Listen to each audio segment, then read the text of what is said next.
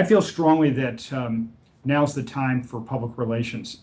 We're living in an age of real complexity. It's moved from a one level of sort of business operating difficulty to a much further level, and it's best described by complexity. So if you consider the Japanese tsunami and the impact on the nuclear industry, just take that one isolated example. Here you have a business culture in which the tradition is you tell people only what you must. You have a very sort of staged interaction, and then you go away. And so that just doesn't work at all anymore, because people are tweeting from Fukushima, and they're explaining that whatever the government is saying about the cloud release or whatever is not accurate, and so reporters are reacting to what they're hearing on Twitter.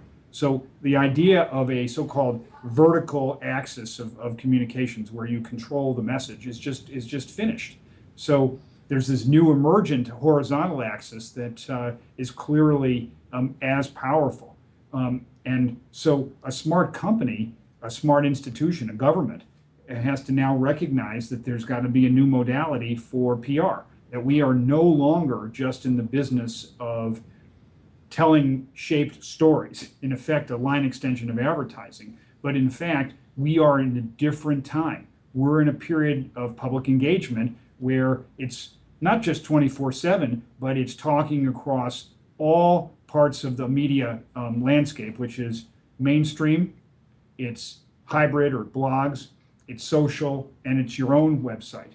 And that your ultimate objective is to enhance your search results, not just to get clips, and that you also want to find the opportunity to reach individuals who then can be catalysts for further conversation. So the whole basis of the PR business has changed, and that's why public engagement, I think, as a mentality is so important. I think that the right approach for social media is to see it as a first point of relationship as opposed to an end point. That in fact it is the basis on which companies can co-create, can have a learning on a continuous basis. I was out at Adobe, and there are 3 million fans of the Facebook page for Photoshop. And so the company now uses that, in a sense, as the basis of market research in order to enhance Photoshop. And they put out concepts. Their R&D people are constantly chatting back and forth with the most active participants. And I think that's incredibly valuable. It moves it from, in a sense, a promotional vehicle to a market creation, product creation kind of program. I actually thought as early as the mid-90s, when we started to do crisis management for a brand called Adwala, which had a recall, and we put up material on the company's website as and when we knew more about what was causing the manufacturing issue and the product quality issue. And was it a bad set of apples, or was it a problem in our plant, or whatever? And so all of a sudden it became very clear to us that this so-called owned part of the media cloverleaf was going to be powerful. Then we really started to see the potential, say, I don't know, 6, 7 years ago, of that which is blogs. So we were very early on talking with Tree Hugger and others that were, starting to have a different kind of reporting.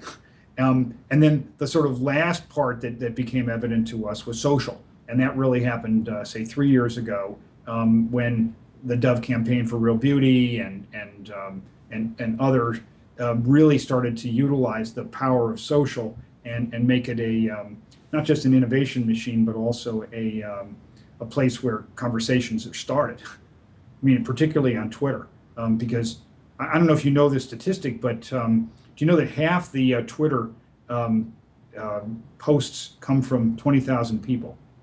So the new influencers, like a Brian Stelter at the New York Times, whenever he's writing a piece, he's tweeting about, oh, I just posted something on this, or and it's also Brian as an individual, which is kind of interesting. It's not just his reporting; it's living socially. I think that the sort of new litmus test for organizations is whether they're prepared to give up the control that historically they've had around discussions of the company. And in truth, they don't have the control anymore anyway, but they may have the perception of control. Actually, it's like skiing. If you ski leaning backward, you're going to fall. And I'm a specialist in that.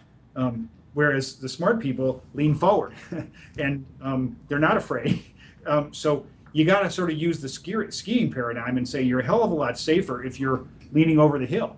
And I know it's terrifying for a lot of companies to do that, but the more credible, more viral kind of material is going to come from the mid-level people in the company. It's not going to come from the CEO because it's stilted and controlled, and lawyers are going to look at it, unless it's Edelman, in which case I say what I want. But that's a private company.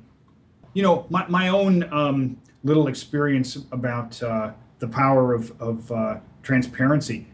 3 years ago I had prostate cancer, and the sort of normal is to duck and dodge and have it all be very quiet, and Richard's out for a few weeks, and I chose to go exactly the opposite. And I put up a blog post as soon as I was out of surgery, meaning I had written it before, saying this is what I had. This is my path to deciding that I would have surgery instead of some other thing. And by the way, I'm telling you guys all this because I'm going to be fine, and I'm going to be fine because I actually acted in my own best interest. But I trusted people enough in the company to say, hey, this is a good thing that he's being radically transparent, as opposed to something that is going to jeopardize the future of the family company or something.